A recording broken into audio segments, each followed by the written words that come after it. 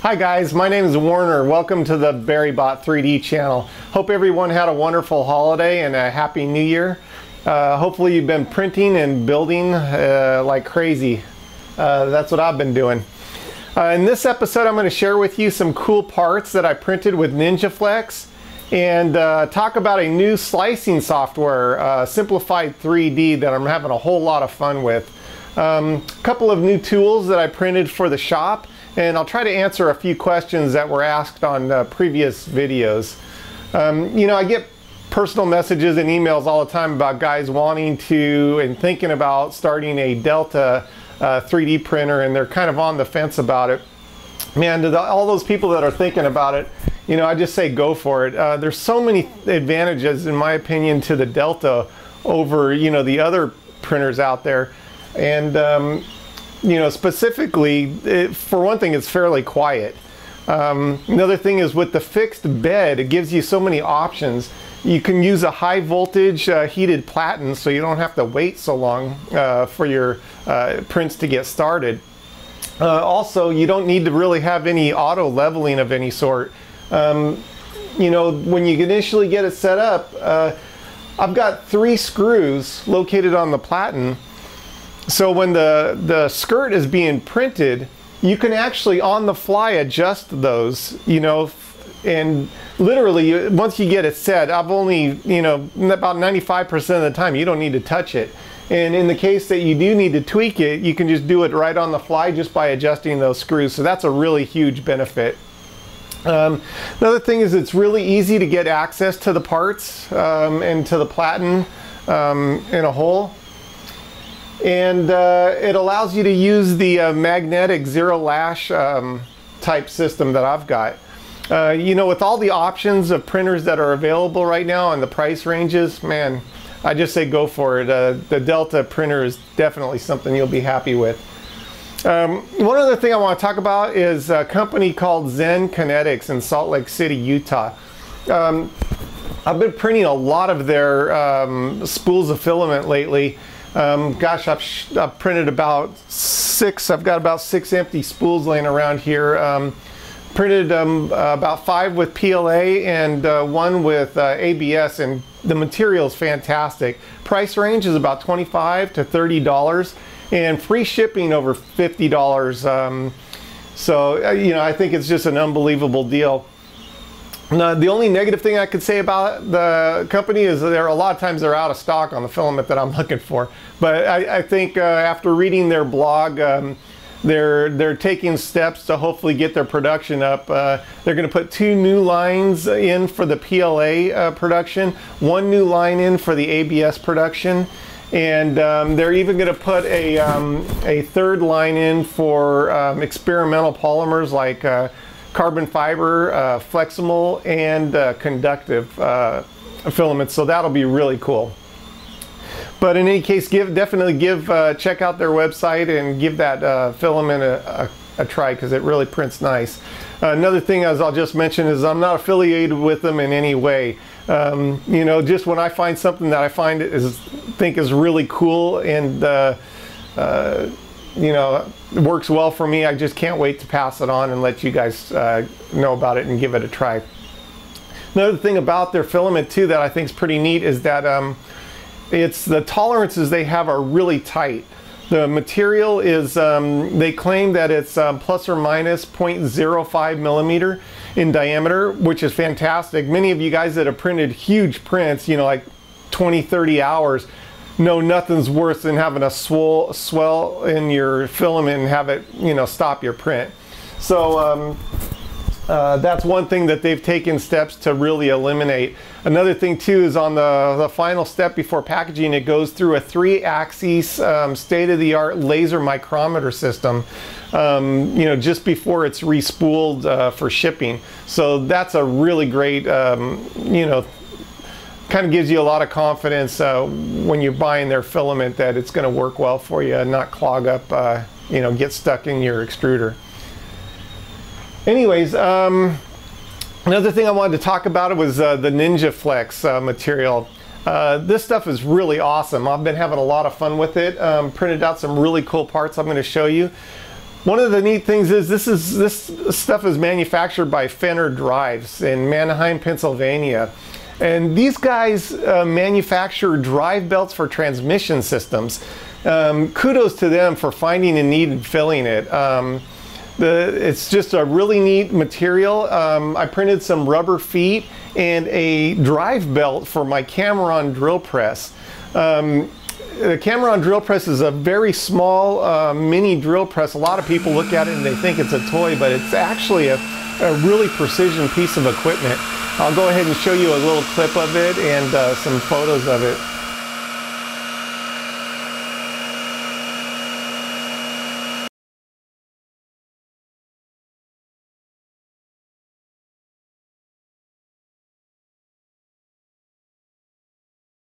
The Ninjaflex is just about the perfect shore diameter for making these little rubber feet that I made. You can see here I used them to put as kind of like vibration isolation feet for a piece of equipment, and it's just about the perfect durometer for that use. They do make another filament they call Semiflex. Ninjaflex is 85A durometer. It's kind of like a tennis shoe sole, something of that sort. And then they also make a Semiflex, 98A or a 50D shore hardness. So it's really cool. Something definitely you should give a try. This is the drive belt for my Cameron drill press.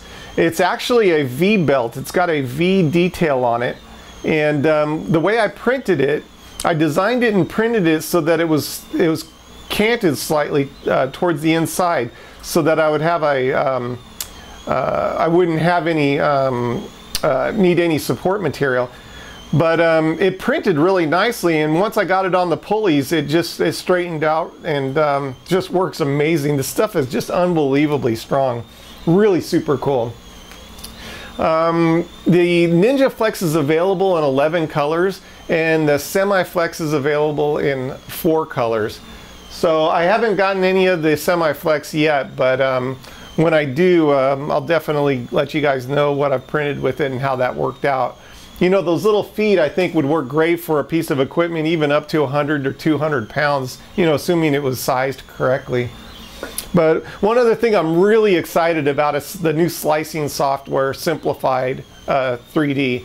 And this is a case where I think you might get what you pay for.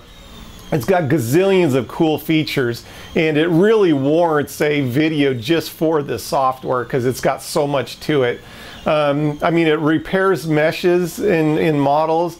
You can do custom print settings for individual parts. You've got USB or SD control. It's got a really great manual control system.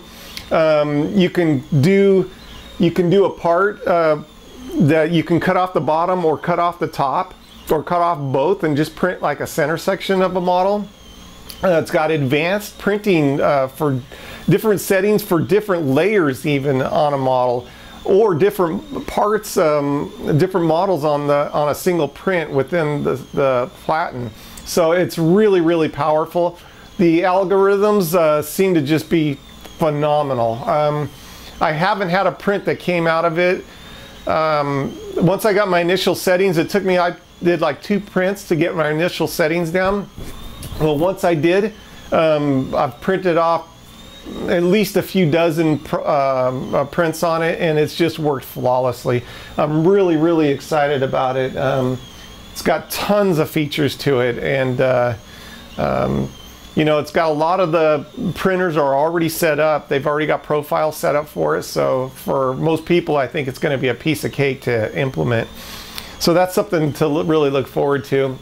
Another thing I wanted to share is a special project I've been working on, and it has to do with some equipment that I designed and made to manufacture the carbon diagonal rods. And the first one I'll show you is this little fixture here. And what this is It's a fixture that allows me to glue up the carbon rods and the ball sockets very, very accurately. The way this works, if you put this all the way up next to these magnets here, you can't even get a 1/1000th feeler gauge in between them. That's how tight the tolerances are on this fixture. So what I do is I go ahead and I drop the rods in there. It'll do 6 at a time, and it very, very precisely makes them all identical. Now, as you know, the trick really isn't so much the actual length as it is to have them all exactly the same. So this is really a cool fixture, and it's really made making the diagonal rods very repeatable. The other thing that I did is I made a measuring instrument for measuring the rods, and what this allows me to do is to very accurately get it. It's got a DRO to get a dimensional reading on it. And this is just really after all the rods are done, they can be verified and then put together in matched sets. So it's a really cool instrument that's working out really neat. As many of you know, I'm working on a couple of new Berrybot 3D Pro printers. And what I did is I went ahead and picked up a couple of smoothie boards for those printers. I think that's going to be the next thing I play with in the way of control boards. The smoothie board has a lot of advantages. I've just about maxed out everything I can do on the Rambo board. But these smoothie boards are really neat and just offer, you know, about 10 times the amount of performance and memory as the Rambo board, which has worked okay, but the direction I want to go is going to really need a lot more compute power and memory. So I went ahead and picked up a couple of these, and I'll be doing another video just specifically on using these boards. One thing I just want to note is that there is an onboard regulator. You know, I plan on using this board with the RepRap LCD. Now, a buddy of mine, Colt, has already put this combination together, and he's helped me with a few tips and tricks to get it up and running. So thanks to him. And one thing that's been noted is that the current is a little bit higher. The need for a voltage regulator that's got 1 amp versus like a half an amp is probably a good idea. So this is the little tiny regulator that you can use, and you can mount it right on the board. I'll go ahead and in the description I'll put the part number for this. These came from Mauser.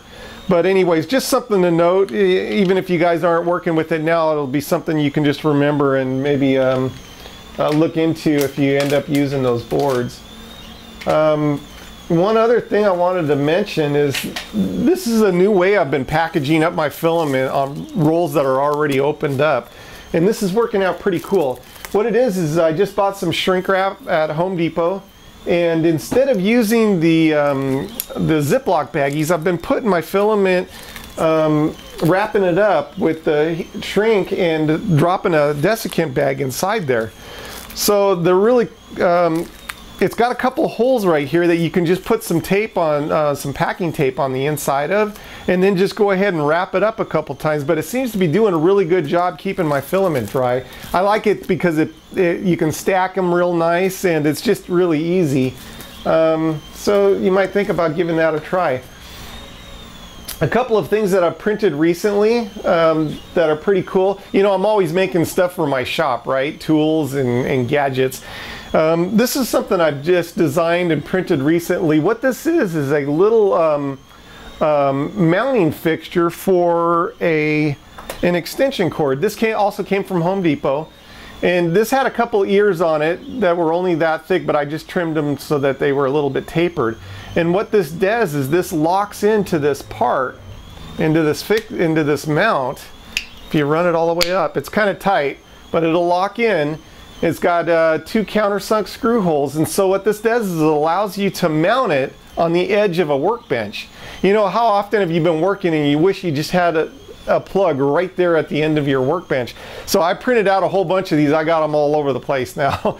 But it just allows you to bring your electrical outlet right to the edge of your workbench. Gives you one in the back, two in the front, and a really handy little gadget. I'm going to go ahead and I'll give you the, these will be available on the website, shopspt.com. So anybody that wants to download the actual model and print some out for themselves. I'll also give you the detail, the actual Home Depot SKU number for the extension cord, and you can check that out if you want.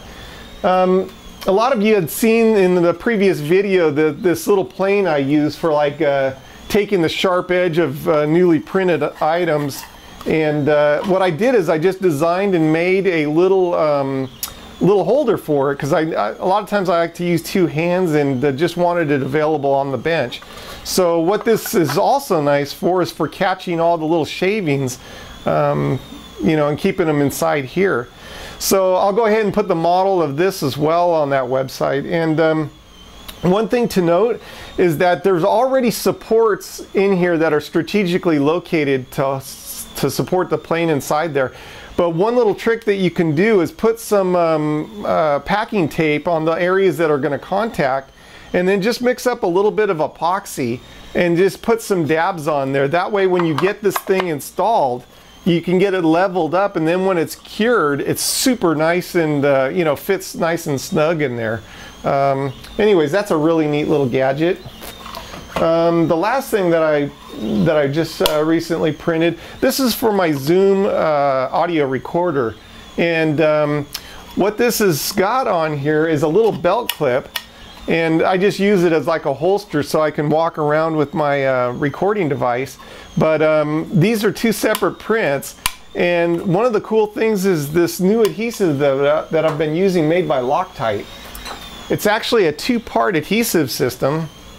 This is the adhesive itself. It's number 324, and this is the activator 7075.